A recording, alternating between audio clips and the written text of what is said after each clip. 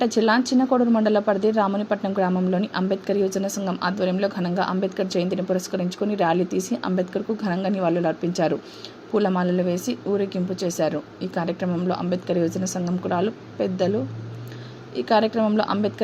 సంఘం కుల పెద్దలు పాల్గొన్నారు.